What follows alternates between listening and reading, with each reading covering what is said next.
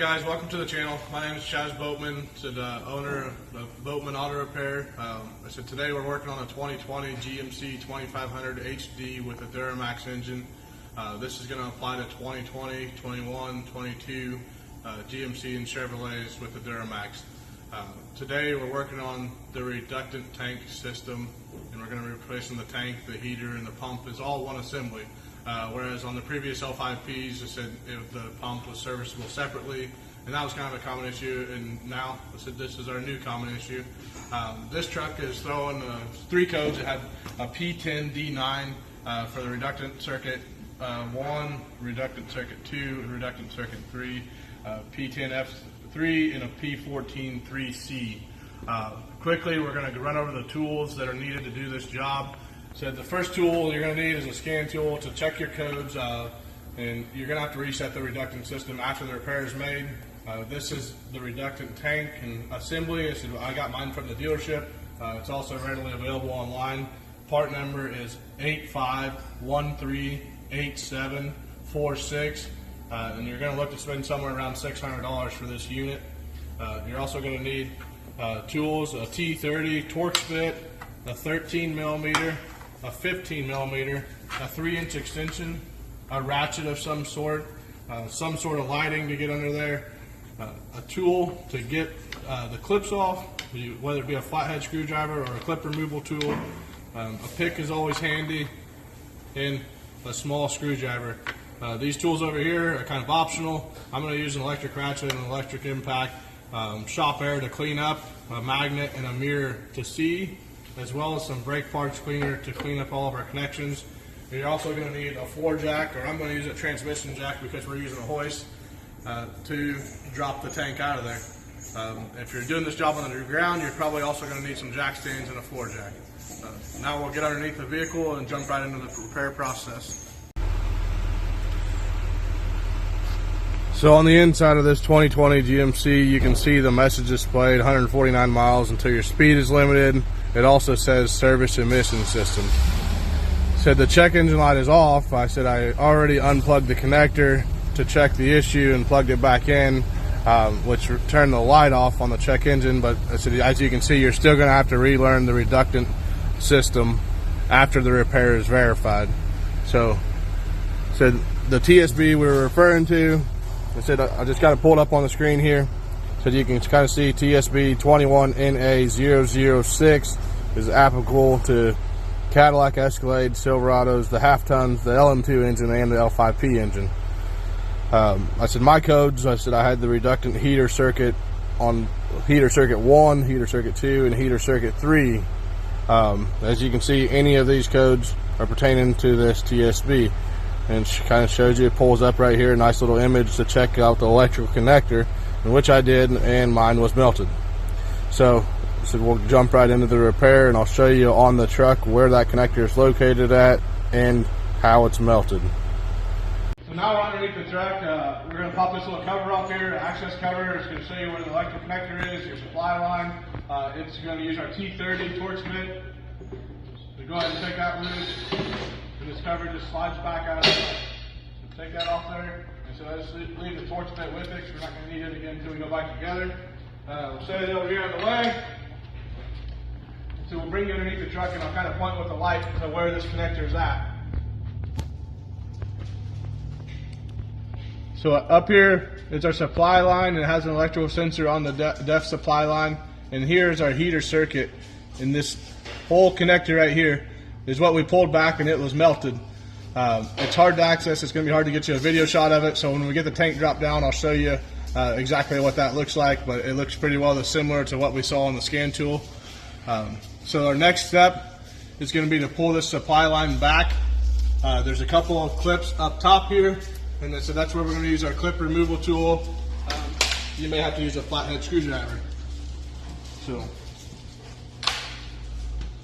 we'll get those. They're just right on top of this. And this whole cross member is going to have to come down when we do this job. And get right underneath them and just pop them up out of there. And there's also, if we move over here to the other side, we'll grab this light. This There's going to be an electrical connector over here. That's the main supply for this pump. So the same thing, get underneath of it, we're going to pop it out. So a quick electrical connection on here. But sometimes it's easier to use a flathead screwdriver. You're going to pop this red tab back, depress the button, the electrical connector is going to slide apart.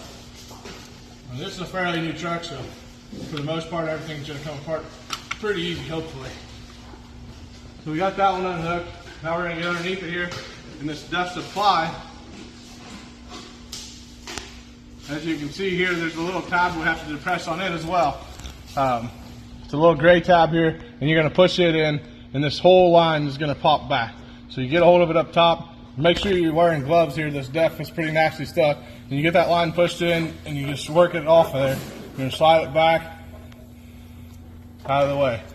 So now we got that off there. See a little bit of depth coming out of there. You're going to make sure you keep all these connections cleaned up and ready to go.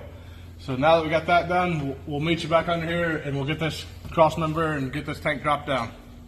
We're back into the truck here. We're going to start the removal process of taking this whole cross member down with the tank. It's all one assembly. You come to the front of the tank. There's two brackets here, one on each side, 13 millimeter. I'm going to go ahead and pop those loose. Sorry for the excess of noise.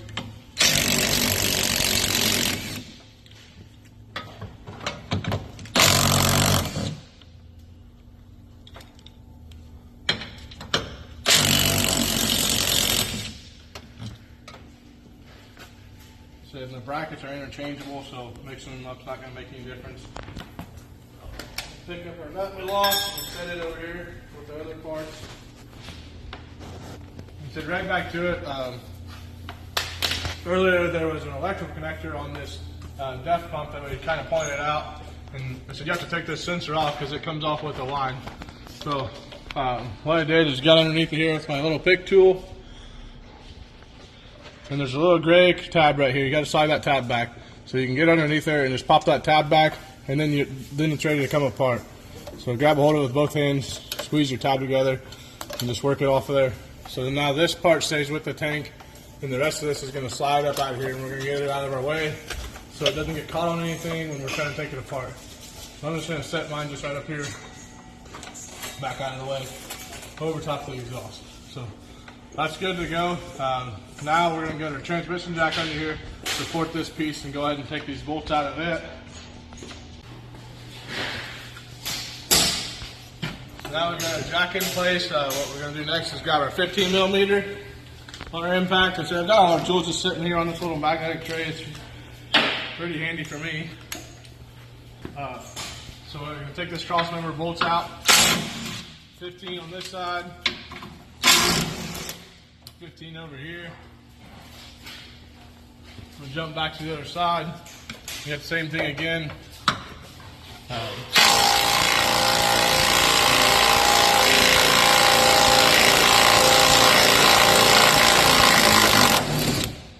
Those are a little tighter.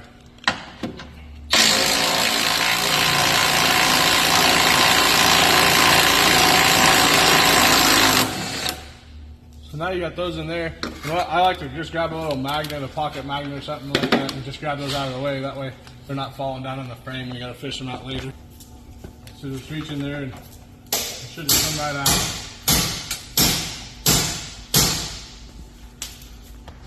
So now that we've got the tank loose, you can kind of see it's ready to come out down out of there.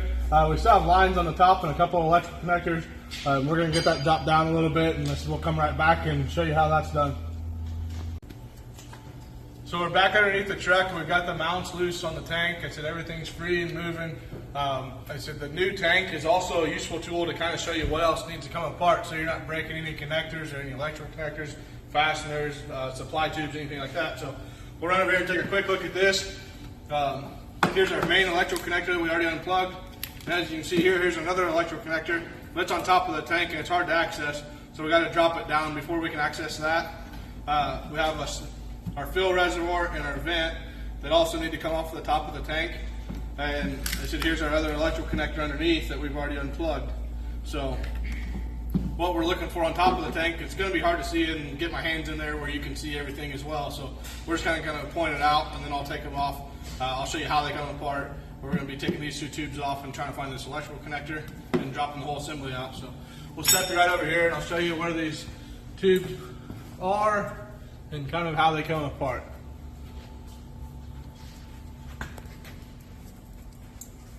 So if you look up in there, you can see the supply tube and then our vent tube. And then there's there's a green tab here and there's a green tab on the other side. And you have to squeeze those together real hard to get them out of there. And like I said, it's going to be hard to get on camera, but I'll try.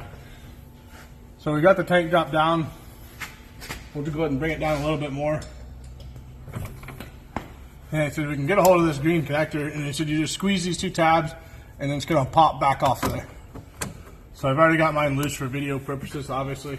And then the top is just going to be basically by feel, and it's the same way. Same 2 tabs, you're going to press and pull back. So then we're going to go ahead and drop our tank down. We've got that back, and we're just going to be looking for that one electrical connector.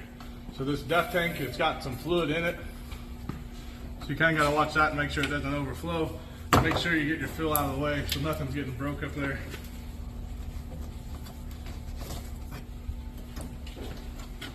And then we're going to slide the tank back a little bit. And like I said, this tank's got some fluid in it, so I'm going to bring my brother in to help me a little bit so he can hold the tank steady and make sure it doesn't fall off the jack and cause an accident. So sometimes if you got an extra hand, it really helps. The only thing holding us up now is just this electrical harness that we unplugged earlier over here. And it runs over the top, and so there's a tab that's holding it over the top. So you just got to get your clip tool up underneath of there, and you get that worked up off there. And you're going to slide this whole harness over. It comes down with the tank as an assembly. So now we've got that back. We can go ahead and lower our jack down. And we're just going to drop this whole thing out of here. And basically, now we're just swapping components over. So you can see the tank and everything's identical. The best part about OE parts is you always know you're going to get the right thing when you're ordering off the VIN number. So if you come a little closer here, we can see it's basically like a fuel tank. It's got a strap that's holding it in. We got one 13 mil here that we got to pop off. We're going to pop off these tabs that are holding this heat shield on, and this heat shield's going to have to swap over because we don't want to put it back together without that. So let me grab my 13 and my impact, and we'll buzz this apart real quick and see if we can get this swapped over. Like you said, you need 13, not a 15.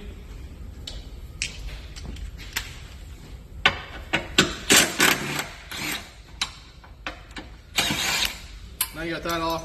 So if you look here, you're gonna have a bolt on each side, 13 also. And so that's gonna be holding it to the cross member too. So you can see 2 different lengths of bolts.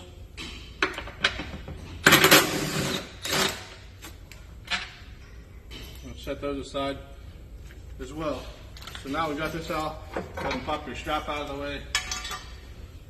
Like I said, you're going to work these tabs up and off of here. Just one at a time.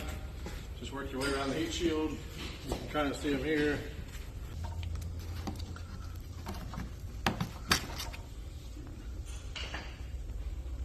So all together, it looks like you got 8 tabs holding that heat shield on. You're going to slide it back. We're going to go ahead and pull our def tank back out of the way, maybe. We'll get it set off of there. And as you can see, there's a module and an electrical connector that has to be swapped over. We have to swap over this module into our new tank as well. We're going to go ahead and pop this module off. Here's another one of these tabs. You just got to pop it back, and then the tab is going to pull up. So you get that worked off there.